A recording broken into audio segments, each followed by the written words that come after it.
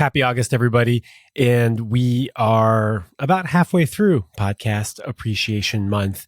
If you are digging the Love Drive and you find this work relevant, important, even crucial to having better relationships with ourselves and with our loved ones, and you want this work to continue, then I invite you to become a contributing lovebird. That means making a small but meaningful contribution to this podcast and to me and my show and the expenses that come with producing a podcast week in and week out for almost 2 years. To become a contributing lovebird, go to thelovedrive.com/join and put your money where your heart is. And for everybody who has done so, thank you so much. It means a lot. The world even. And here is your episode. Every single human being, the moment they are born, is worthy of love and support, abundance, success, all of those pieces. So it's like, why wouldn't we receive?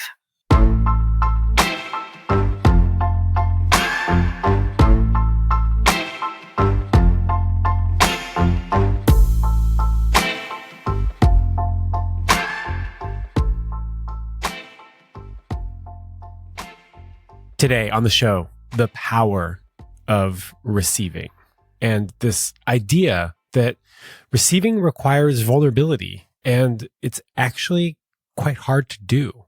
Also, the concept that to receive is a gift, which doesn't make a lot of sense, and we will explore that.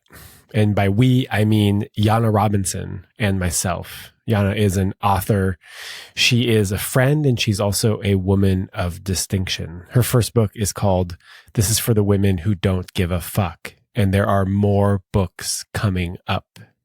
We talk about the idea that compassion and empathy are required to see people for who they really are.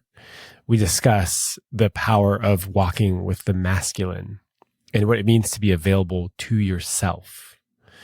And we come back to this concept over and over and over again of how hard it is to receive and what it means to receive with grace and what happens when we are unable to welcome and be available to people's love.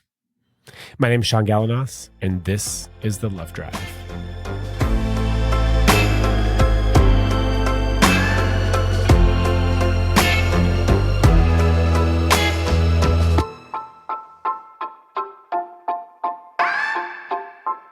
I'm so pumped.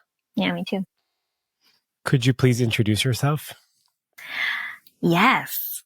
So my name is Janne Robinson, and I am a author and poet, and I do my dance in lots of ways. I also coach and teach retreats and workshops, and I have a apparel brand called This Is for the Women.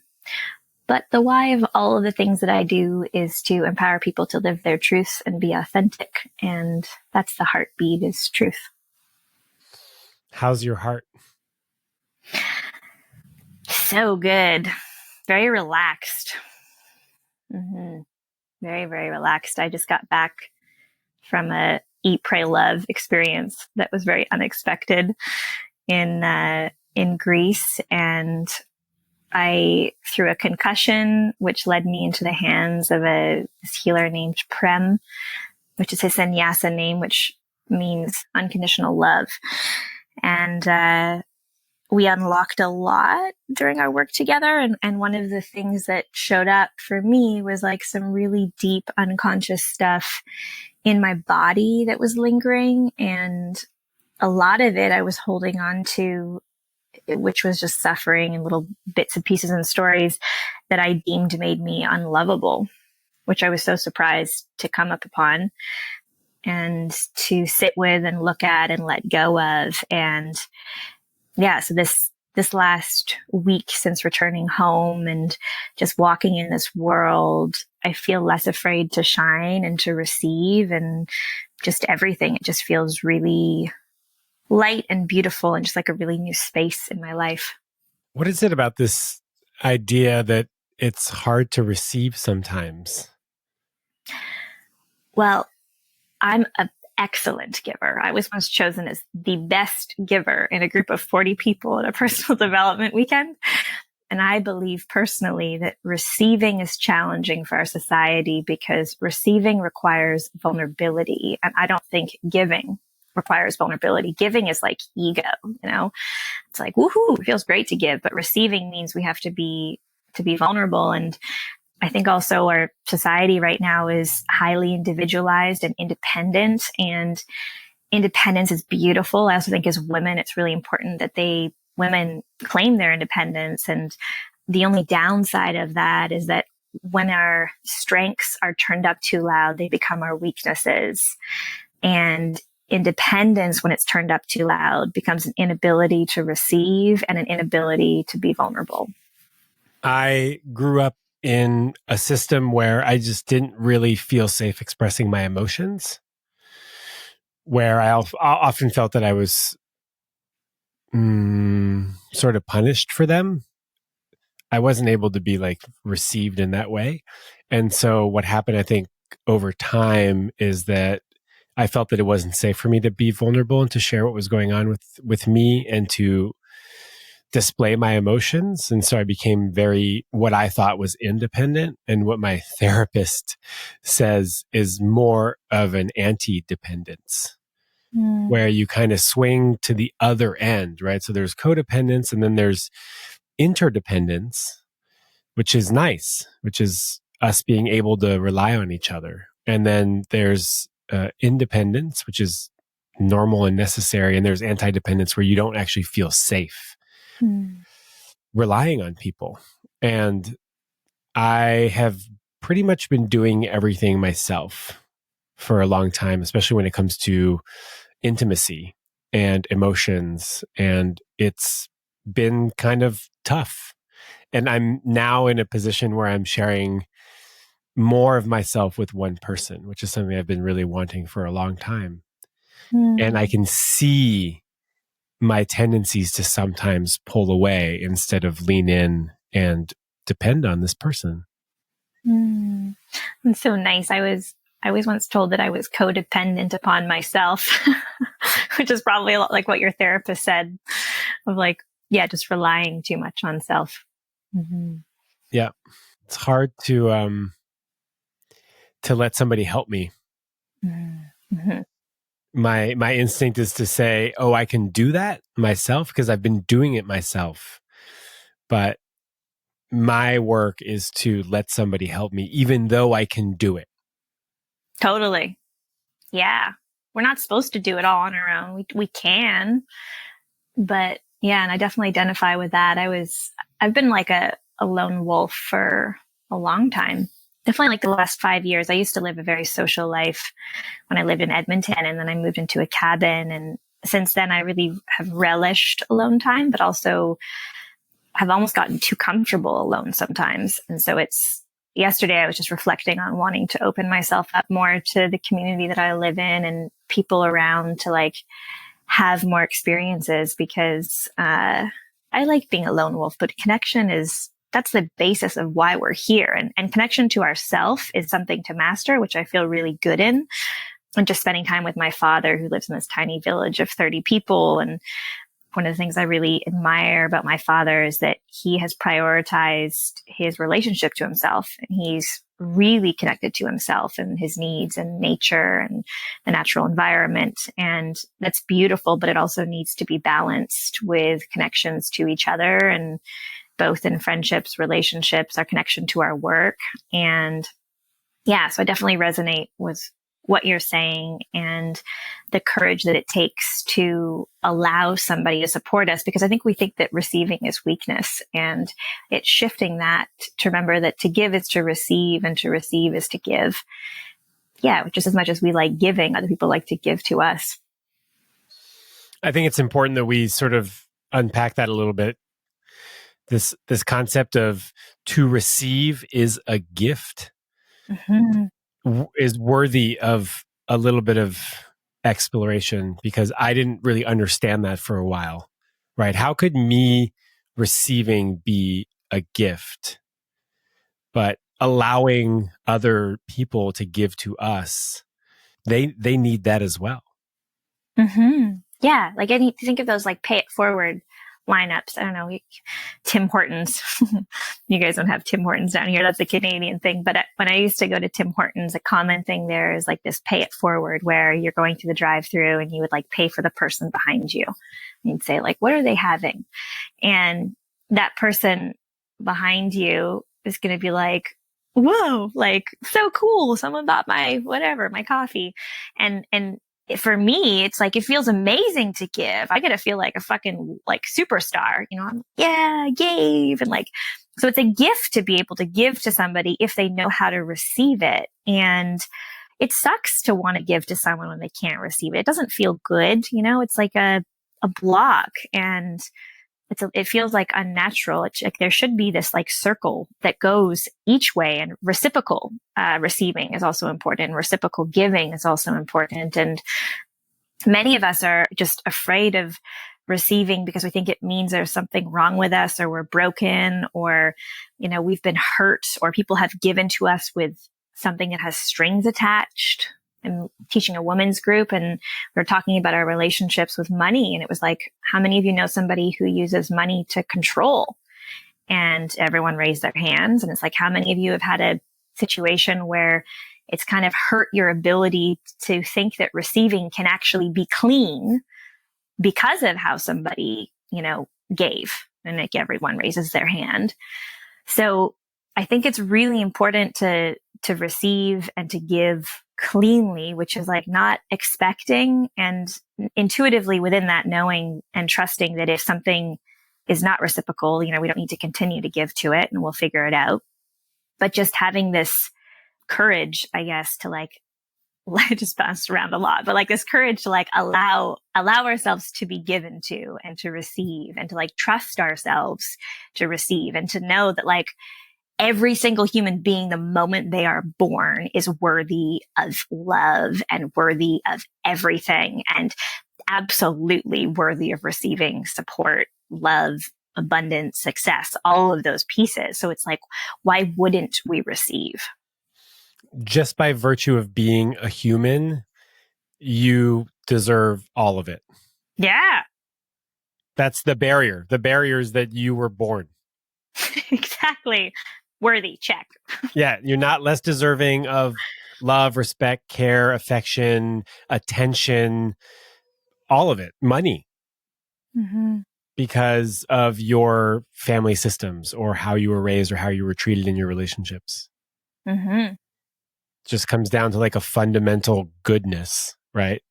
We are ultimately fundamentally good. This reminds me of this idea of giving without expectation. You know, we're talking about reciprocal receiving, and yeah, there has to be a give and take. Yeah. There also sometimes doesn't have to be, there doesn't have to be a give and take. I was at this facilitation workshop for 3 days, and I made some really great connections. And sometimes at the end of these workshops, there's a desire to stay connected. And sometimes during these events, you'll have identified ways in which you can connect with somebody, or in which you can collaborate, or in which you can provide service to somebody. And I remember someone said, "Hey, I'd really like to help you design your workshop because I love to prototype experiences and it's what I'm good at." And I said, "Great, that's amazing. How can I help you?" And he said, "Oh, there's no need for that. It doesn't have to be a tit for tat. I can just help you because I want to. And you can in turn help somebody else for something completely different. And we'll both trust that the universe will sort of balance the scorecard at the end of the life." And I think that takes a level of trust that maybe not a lot of people have. Yeah, absolutely.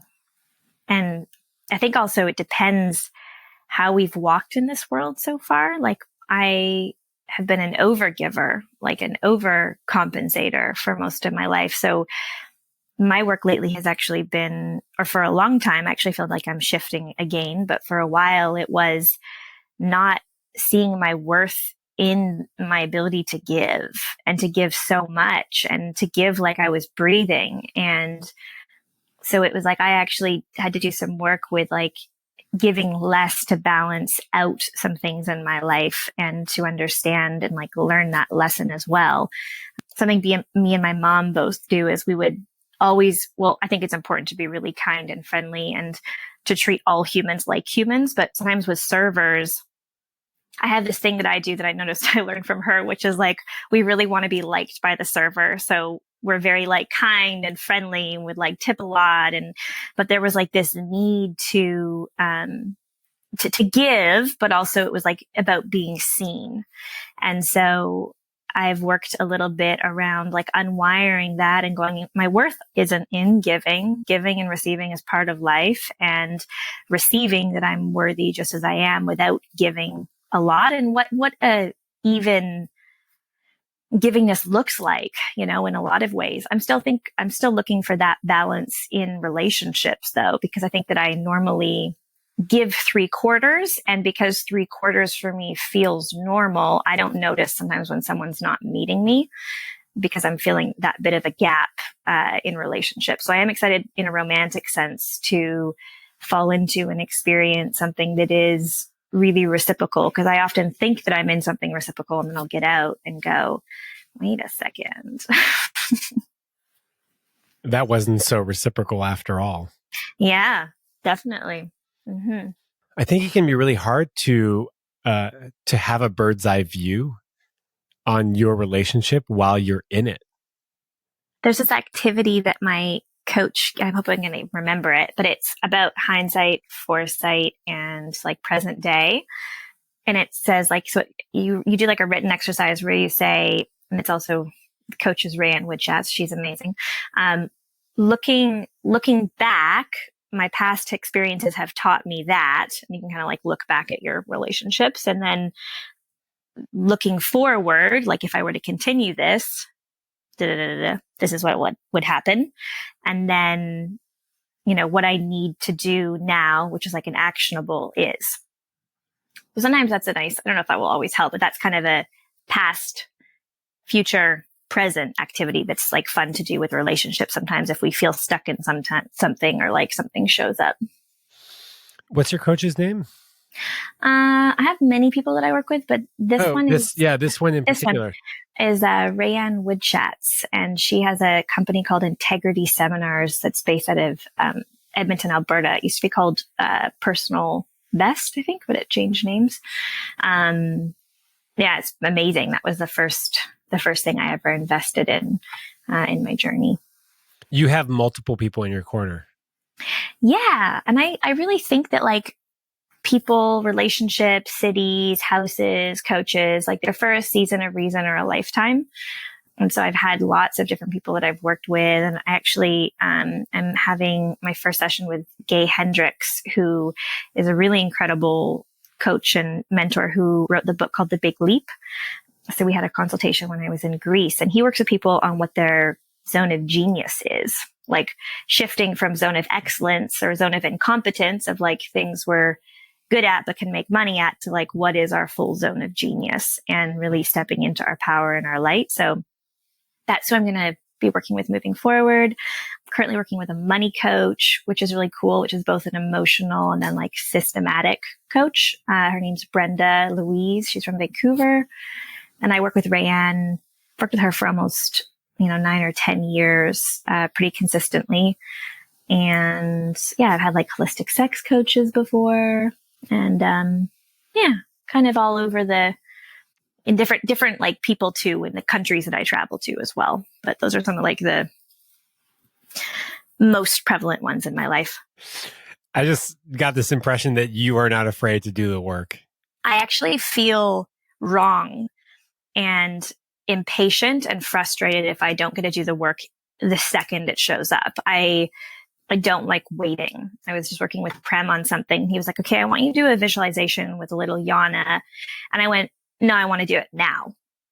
He was like, okay, I was going to give it to you for homework. I'm like, no, like it showed up and I want to do it now and I want to move through it now.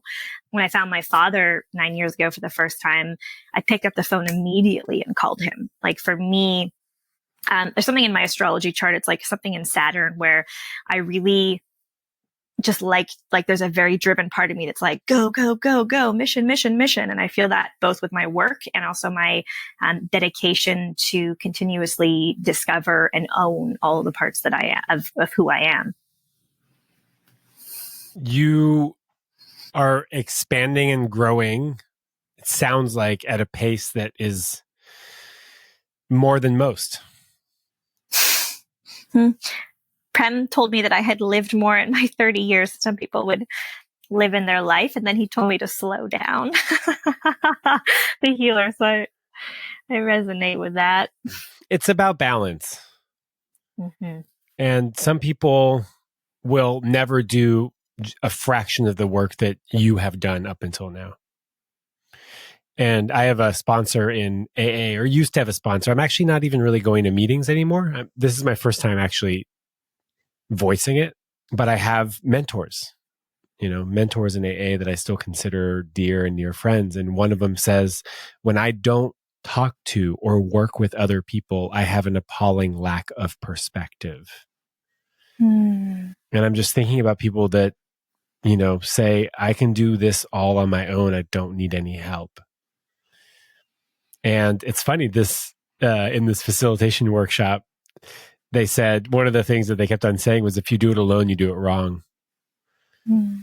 So the importance of relying on other people and on mentors and on folks that have been through it more times than we have been through it, so that we can learn with them and get some perspective on what it is that we're going through. I find that incredibly helpful. Mm-hmm. Yes. Mm-hmm. It's so important. Sometimes, not very often, but sometimes in workshops or coaching, we'll have clients who they still want to be their own ruler in calls. And it's like, well, the whole point of me being here is to be your added perspective. And that allowing to receive, even after we've hired somebody, sometimes we have resistance with allowing us to go there. And it's such an important thing, whether it's a professional or in a program or, whatever the context of it is. It's huge, and it requires a lot of trust to allow somebody to give perspective on our lives. And a lot of people don't trust. And so that's where it becomes unsafe for them.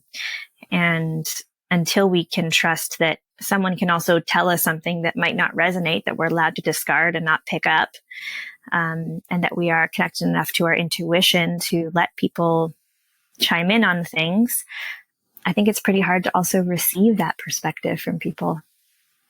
Take what you want and leave the rest. Mm-hmm. I say that a lot with my clients. I tell them, hey, if something doesn't resonate, it's okay. It's everything that I offer to you is an offering. It's an invitation. Mm-hmm. None of it is a directive. It's not a command. It's just what I'm seeing, and I have my own lens, and I'm wrong sometimes. Mm-hmm. And it's okay for me to be wrong, because if you say no, then I have more information about what is and isn't working for you. Mm-hmm.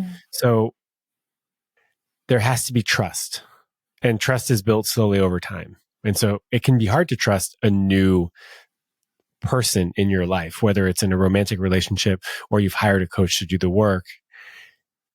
That trust isn't going to come up on the first call, right? It'll be built up over time. And so one of the aspects is the ability to trust the people that you're going to be working with or the people that you're in relationship with, but also this element of humility, right? Being humble enough to say, I've got an issue here, or I've got an area of development and I need some help. Mm-hmm. And so I'm going to own that, and I'm going to seek out support. Definitely. What's funny is that I'm just such a trusting human. I don't know if people might say too trusting, but I show up really ready and open and available and trusting in the first moments. And I usually feel like most of the people that I work with do as well. But it is true that like, some of us just need to unravel at different speeds, and that patience is also a really beautiful thing, both as a coach and as an individual or a lover or a partner or a friend, any of those things, is understanding that. And that's a dance that, it's interesting because I walk very openly in a way that people aren't used to in a lot of ways sometimes. And it can be like a lot if someone hasn't been that open with themselves. You and I have that in common, by the way. Yes. And I trust easily as well. Some people in my life, there's one person I'm thinking of that thinks that every time someone gives them their change back, they're being shortchanged. And so we'll always check. And invariably, every now and then, we'll find out that they've been shortchanged.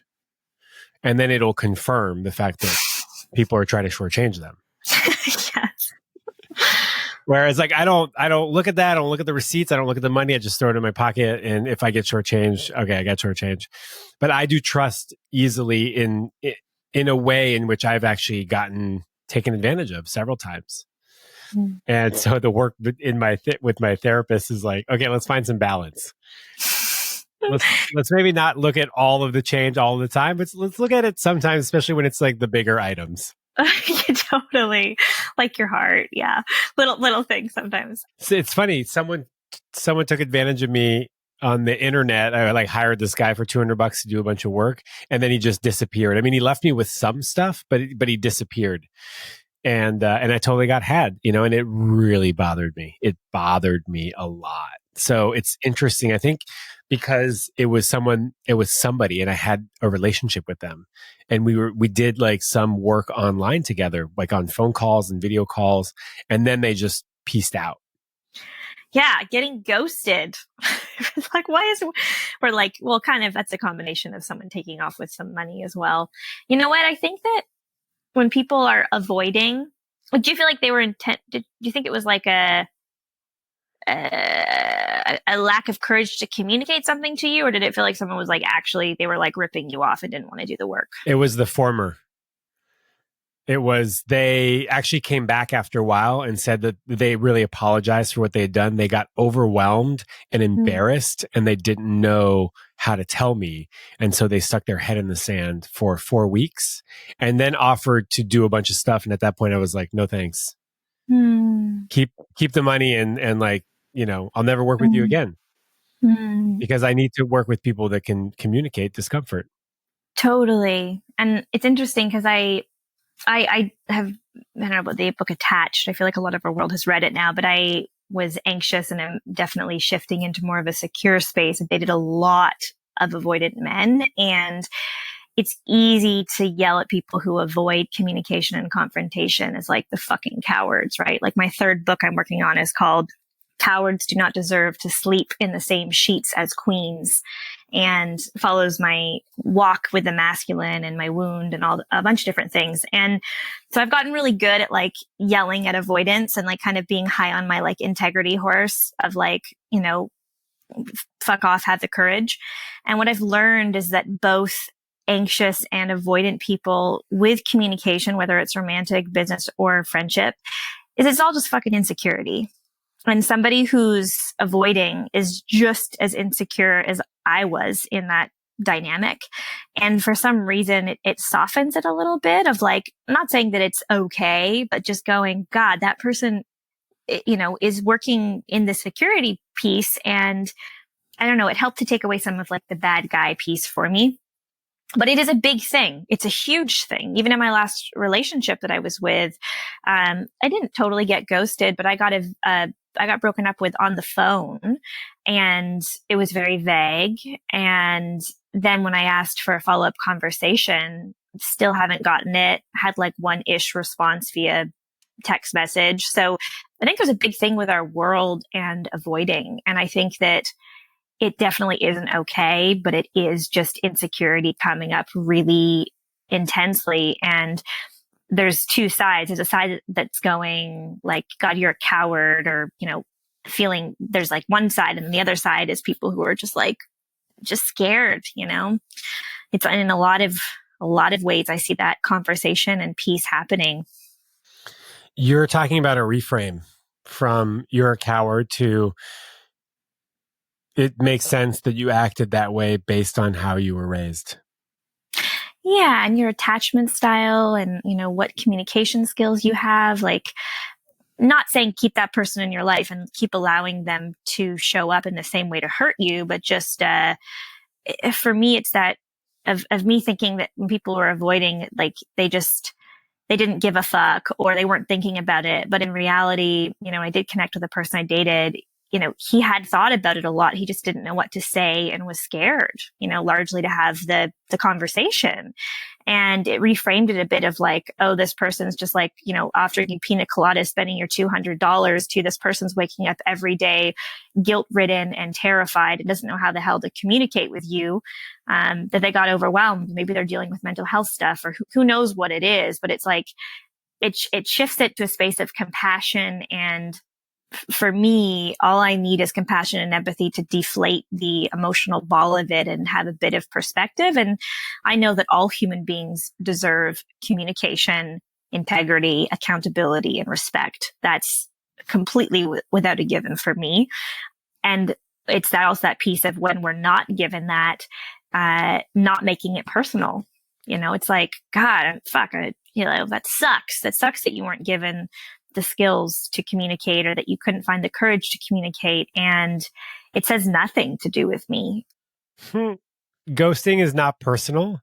I like to say that it's actually a blessing because that person doesn't have the courage or the communication skills to have an uncomfortable conversation. And I like this idea where you say everybody deserves to be respected and loved and to be transparent and authentic with. And there are some people that aren't going to be able to give that to you, and it's not personal. And you don't have to have those people in your life if you don't want to do that work, because it's work to have people that don't have the courage and the communication skills to show up day in and day out authentically and honestly. And you know what? I fail all the time, but I try to repair when I do. So we get to choose whether we want people in our life and in what capacity. And it's totally okay to say, no, that doesn't work for me because I need to take care of myself. Yes, agree. You've mentioned walking with the masculine. I'm deeply, deeply intrigued. Can you tell me more? Totally. And I want to share with everyone listening too, the way me and Sean met was, I have a poem I wrote called Woman of Distinction. And there's a woman who just did a magazine, all themed Woman of Distinction, that I just picked up the second I walked in for our interview that's ready. But so I was asking my followers, hey, who are some men of distinction? My friend Mark Groves is one of the men I always look to, of the healthy masculine and just a space of unconditional love. And so someone tagged Sean, and then we jammed back and forth, and Sean's expanded the list of men in my life who are men of distinction. And I'm so excited to eat Greek food with him someday and jam more. And I'm really happy to be on this call. And I would love to talk about the masculine. So I just got back from 6 weeks in Crete, Greece, and I found my father 9 years ago. And this is my third time spending time with him. And about the trip 2 years ago, we really connected, and he looked at me and was like, I just realized I really want to be a father. I want to be your father, and I want to show up. And so, this trip, my first moment, I get off the plane, he's got Dictamo tea, and we get to my apartment, which he paid for 2 weeks. And my father doesn't have a lot of money. So that was a big gift and thing.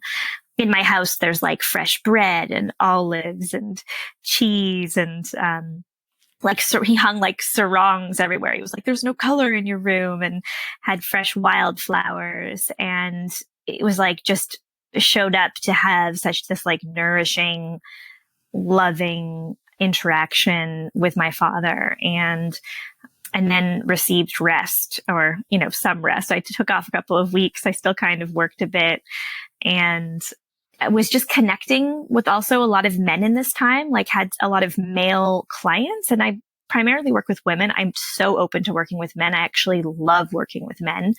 And one of the people who showed up on a call is an actor. And, I had one of the most profound calls I've had with this guy. And he allowed me to hold this visualization with him and his father. And at one point he was like bawling.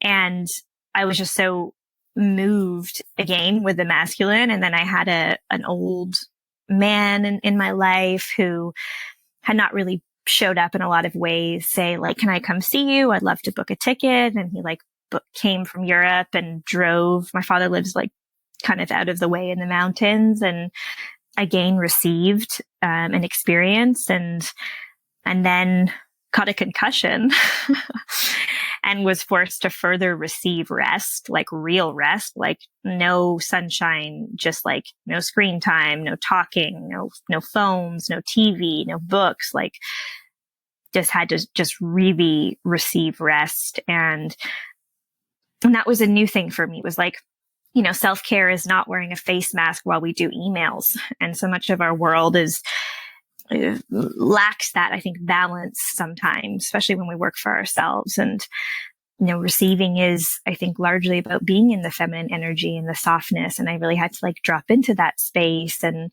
I had this really amazing driver who took me from Hania, where I was surfing, got my concussion, to my father's village in Terza. And again, he was like totally the divine masculine. He was like an ex like race car driver and had like worked for all these like rich people in Mykonos. And I sat in the back and ate snacks and got to relax. And it was just like, there's just so much male energy. And then I landed in the hands of Prem, who is that healer, and got rocked to my core, received the most love and support I've ever had in any coach or guide or human, for like 1 to 3 hour sessions, both body work, like craniosacral, chiro, bars, I think it's called acts of consciousness, Reiki, acupuncture, and then also like pulling runes and, just like a whole gamut of things. And was really like, just allowed it, completely cleared my schedule. I'd already had 2 weeks off,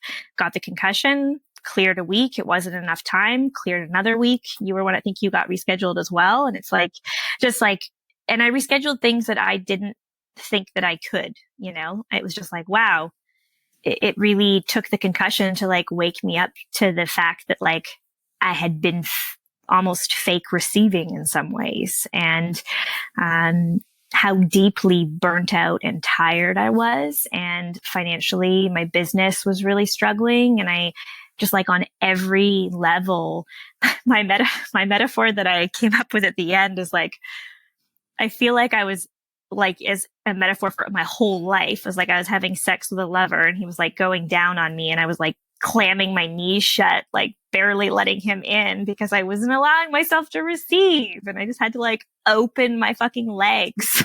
So I like, Greece just like completely opened me and was saying like, yo, you're not receiving rest. You're not receiving balance. You're not receiving play. You're not receiving love. You're not receiving the full success. You're not receiving your light. You're not receiving money, like you're doing it in all of these ways. And, it was like just a lot of deeply, deeply rooted in masculine receiving and masculine teachers and masculine guides, and, navigating my relationship with my father. At one point near the end of my stay, my dad got frustrated that he wasn't getting enough time with me because I was like doing all this work with this healer.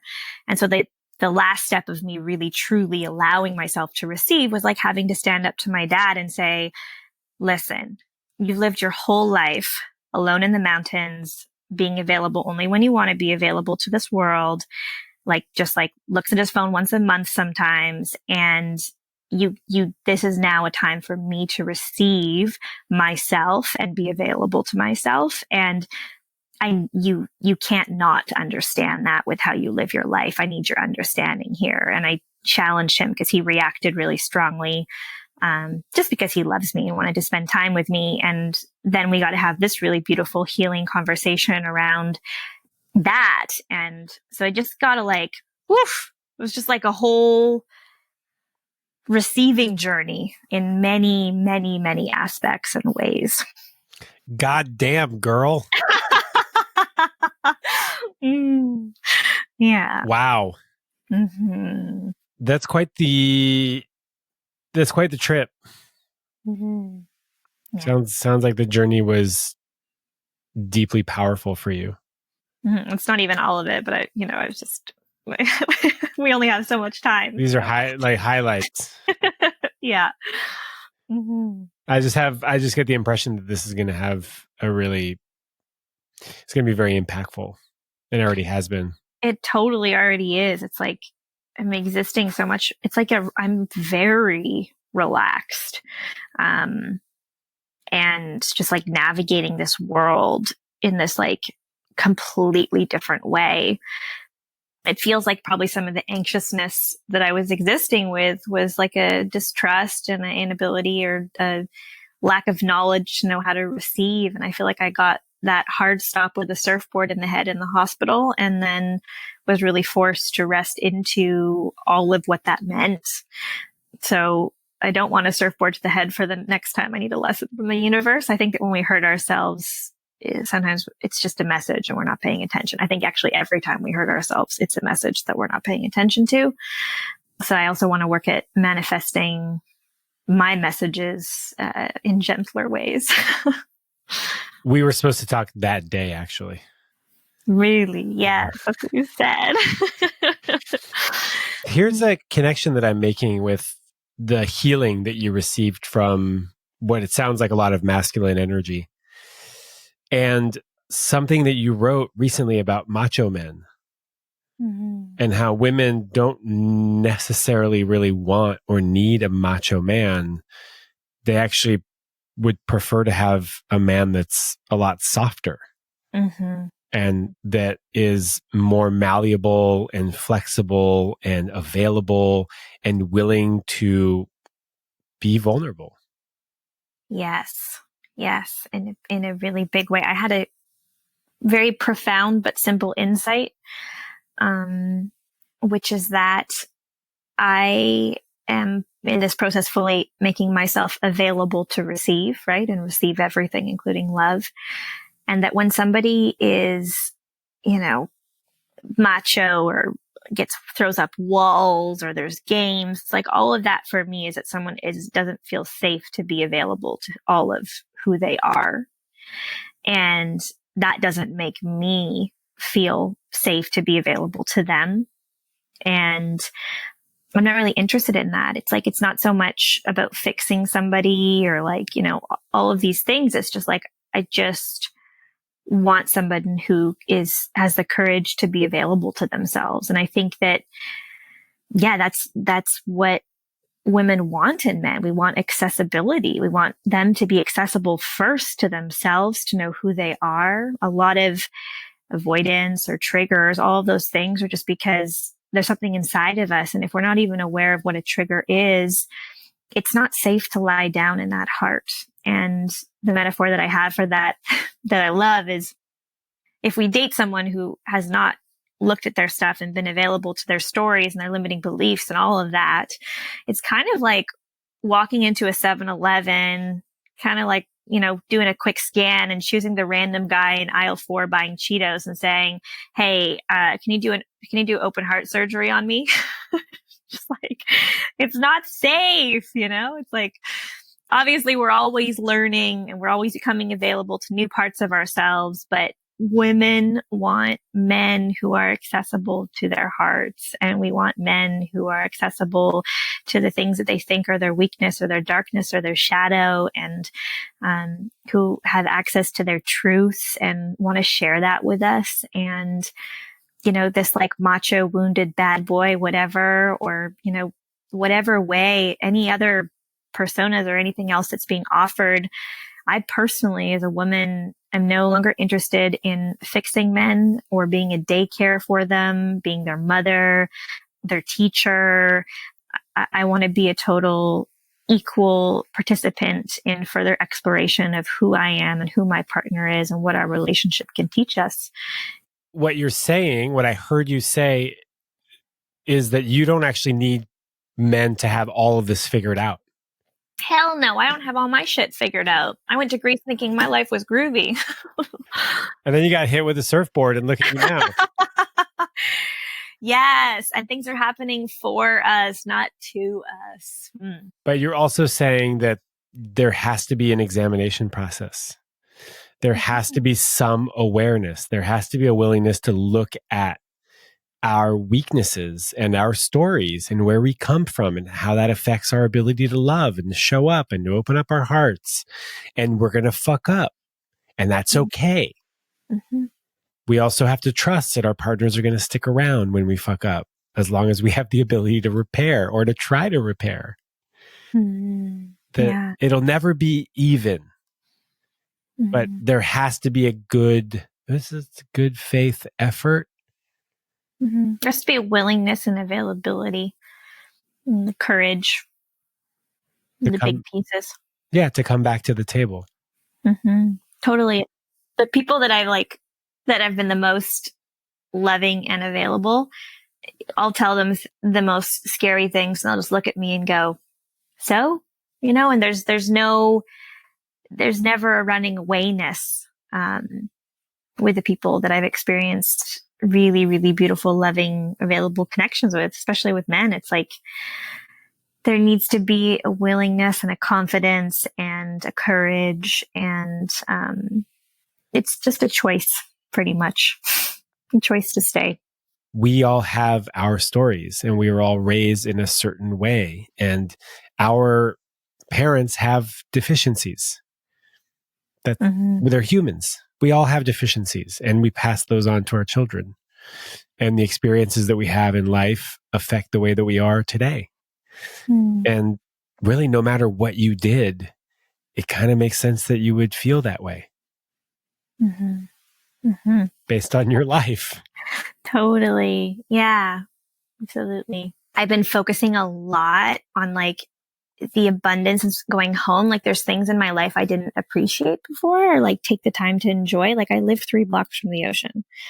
And the day that I got back, I like went down and like really like enjoyed that and felt so like rich in just like a part of my neighborhood I'd never seen. Or, then the next day I went to the park by my house. It's like this beautiful park that's like, all my friends were like, wow, what a nice park. It has palm trees. And I went there and just like spent a couple of hours like looking at dogs and reading and like enjoying this like abundance of my neighborhood. And then I went to the grocery store and I appreciated the abundance of choices. There's like so many different kinds of, you go to like the Indian aisle and there's like so many different spices and curries. And then I came home and looked at all of my clothes and just appreciated all the different fabrics and colors and just like what I already have and all of the food in my cupboards, like opening up and looking at, I'm so hungry. It's like we have so much usually that we're not seeing. And that's a big part of manifesting abundance, is like seeing what you already have, like getting in that space of just appreciating and acknowledging. Like when we're focusing, it's like when you're cranky and you go outside and like the whole world sucks.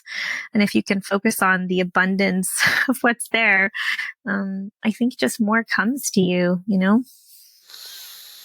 I was listening to you and sort of drifting with this huge smile as you talk about all of the things that you were essentially grateful for. And I go, yeah. And then I was just thinking about this bag of lentils that was sitting in my cabinet. That like if I was hungry, I would look at that and be like, fuck that. Like I don't want. And someone else would be like, ooh, a bag of lentils. I can make such a great meal with those. Yes. We have time. We have as much time. You can just run off the call as soon as you need to run off the call. I love it. But I want to make sure that we talk about where we can find you. So let's just do that now. Okay, cool. Can we talk about my book that's coming up really fast? Because I'm so excited about it. This would seem like an appropriate place for that. Right. So I've realized also that I have been not spending enough time on some things in my business that like feel like the best things, like the most fun things. I got kind of distracted. And I've been working a lot on discernment, and it was like, God, I have like 8 books worth of content. I'm sitting on this wealth, again, abundance, wealth of content. I have thousands of poems. Like, I don't need to write books. I need to organize them and like put them into the world. And like, I have had a limiting belief. I'm still working through it now, which is that, I can't make all of my money just as a writer. And, I was told that at some point, like most people are told that artists can't make money, and have done a lot of things as an entrepreneur that have been in alignment and have been fun. And I've learned so much, and so much of my writing comes from the things that I do. But like, I'm just so excited right now. I'm in this space of now organizing this wealth of content that I have. And it's so exciting. I just said yes to it when I was in Greece, and, we're finalizing covers for my book already. I'm also going to go in and record an audiobook for my first book the next couple of months, which feels really exciting. And the second collection of poetry, I'm going to name probably like my first 5 books off of one of my favorite poems, like one of the titles. So my first book, This Is for the Women Who Don't Give a Fuck, is a poem that I wrote like 4 years ago. So this next book is called There's Cobwebs on Her Vagina. And it's a poem I wrote after working with a client who was healing some sexual shame. She grew up in a really religious family, and I was just like shocked with some of the repression stuff. And it's a skit with like a gynecologist, a daughter, and a super I don't know if purity rings are Catholic or Christian, but it's a skit where like the gynecologist is doing a checkup. He like comes up and he looks at the mom and he's like, "Oh, there's cobwebs on her vagina." And then he goes into this rant saying like, it's from a society that shames women for enjoying sex and puts purity rings on their fingers and promises them a way to God because God is the only one that loves you and pleasure is shameful. And then it like goes off on like, it's like a 4-page poem with all these pieces. And it's one of my favorite things that I've ever written. I actually see it as like a film, which I'll create at some point, like a little short skit. And so that's my next book title. And it's also really ironic because I haven't had sex in so long. And I'm like, wow, this is really feels appropriate as a book title right now. Because I've like taken a lot of space to let go of my last person I've been with. And I've just been going through some personal discoveries. And so that's like a fun thing. And a funny thing also with my metaphor of receiving. It's like, yeah, I'm sure there's something tied in there. So that book is on its way and I'm really excited. I'm working with this hilarious editor who I love, and the cover is feeling super good. And so that's kind of like what I'm working on. You were asking where people can find me. Mm-hmm. And I write on Instagram, and my name is pronounced Janne, but it's spelled Janne Robinson. And that's my Instagram handle. And then my website is just same thing, jannerobinson.com. And Instagram's kind of like the most prevalent place that I feel like most of our world is. It's like our new blog at this point. Instagram's interesting. I think it's cool. It's bringing people together. It has its own challenges. I'm excited about your books. I'm thrilled about an audiobook because I absolutely adore your voice. And I want to hear you read your poems. Thank you for saying that. I took singing lessons a year ago to work on my voice when I do public speaking or workshops. And I feel really excited about my reading voice and my talking voice, and sharing my stories from my voice. Feels pretty cool. Could you do us the honor of leaving us with one poem? Yeah. I actually wrote something a couple of nights ago because I dreamt of an ex-lover when I came home. This is kind of like more of like my prose, where it's like, it feels a bit like poetry when I read it. And I haven't shared this one yet, but I'm so happy to share it here now. There's no title. Okay. I dreamt of you last night, And it was with a great sigh, because you don't really deserve to be the man of my dreams anymore. And I haven't dreamt of you since I left this land, but now I'm back, and so are you. And this is quite defeating to dream of you, but also sweet in a way that my heart is saying, I'm still not through with you. In my dreams, you are soft and loving with me. You come to me in the way I only come to you in my dreams. Soft. As we both know, there have been wars and trenches and broken hearts, but with a tenderness and love of new lovers. And we will not be new lovers. No, you made sure of that, and I'm still weary for it, even though I know it is best and we are not for one another. Yet in my dream, when I touch you, you stay. And when you touch me, I melt, and we lie in the grass, and I ask you to hold me. But I do not need to ask you, for your arms are already asking for my shoulders. And I don't worry about beginning again, for you are old to me in a way that is safe. But I do worry what the hearts and eyes and mouths of the people in our lives may think. For you dropped me quite suddenly and quickly, and the people in my life wrote you off as they saw my pain, and to write you back into my life will be challenging. But we aren't thinking of that now. I'm drowning in the feeling of your warm skin, the way it was the first few days we explored one another. In the wooden basement of an old character home, in the soft morning sunshine with cold toes and warm, curious hearts. Kissing till we felt drunk off love or the hope of love. Drinking coffee with too much cream and honey for me. But we are in your den, and I want to drink your coffee how you drink your coffee, because I wish to know you. I wish to know all of you, and so I touch all of you softly with my lips and my hands and my eyes, and we just stand there for what feels like hours in that one warm, sunny spot, like fools who have stumbled upon all we search for in this world. And when it cannot possibly get any more beautiful, suddenly someone upstairs starts to play gentle piano that reaches down the wooden beams of the house filled with morning light, and it's almost so perfect that I cry. There is a little girl inside of me who lives for these love stories, for she dated men when she was younger who lacked the eye for romanticism, and she was basically born a female Shakespeare, pedaling over lilacs, fresh baked cookies, and a journal full of love letters to all the boys she liked.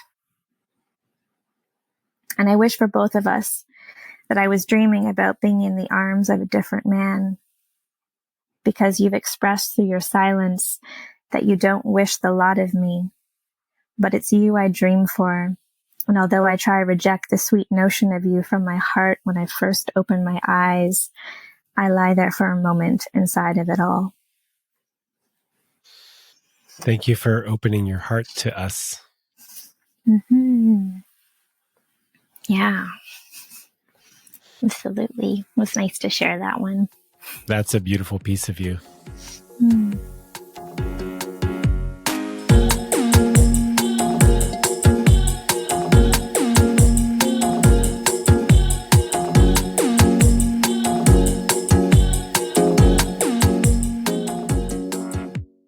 Hey, lovebirds, thank you again, of course, and always for spending an hour with me and Janne this week. I really, really appreciate it. And I know that your time is valuable, so thanks so much. And I have two things that I'm really, really excited about that I'm working on currently. One of them is a group program for 12 people only about desires, needs, and boundaries. So how to identify your desires and needs, how to get them met, and how to talk about all of that, including boundaries, how to set boundaries in a healthy, loving way. So I'm working on that, and that's open for 12 people only. If you want to find out about this when it's ready, go to thelovedrive.com/newsletter and sign up. I'm going to be sending emails out for this. And I also have a book list that I'm working on, which is a free resource of the books that have been impactful for me in my life and my work. And I'm going to send that out to the email list as well. So thelovedrive.com/newsletter. Have a beautiful week.